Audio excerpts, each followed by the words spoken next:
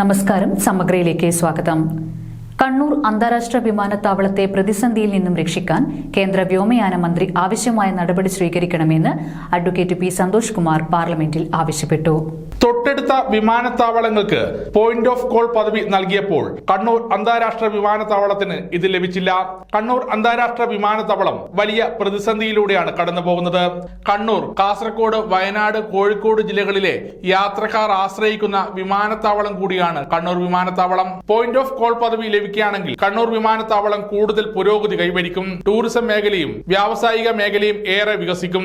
കണ്ണൂർ വിമാനത്താവളത്തിലെ യാത്രക്കാരുടെ എണ്ണം ഏറുകയാണ്. കണക്കുകൾ ഉദ്ധരിച്ചുകൊണ്ട് പി സന്തോഷ് കുമാർ എം പി പറഞ്ഞു. The Kannur airport, which started its operations on December 9, 2019, handled 1 million passengers within the first 10 months, operated 50 daily services and 65 international services per week, and was among the top 10 airports in India used by most international passengers in August and September 2021.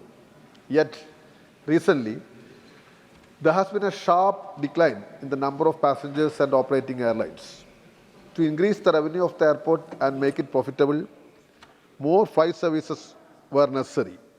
As of now, there are few direct airline services from the airports.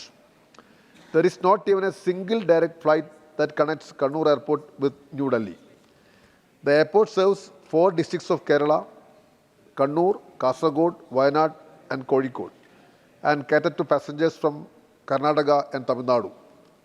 The development of the airport would certainly contribute to the economic growth and industrial development in the region. If the airport gets a point of call status, many international airlines can start direct services from Kannur. Kannur വിമാനത്താവളത്തെ പ്രതിസന്ധിയിൽ നിന്ന് രക്ഷിക്കാൻ കേന്ദ്ര വ്യോമയാന മന്ത്രി ഉടൻ ഇടപെടണമെന്നും M P പറഞ്ഞു. സമഗ്ര ന്യൂസ്, കുത്തുപറമ്പ.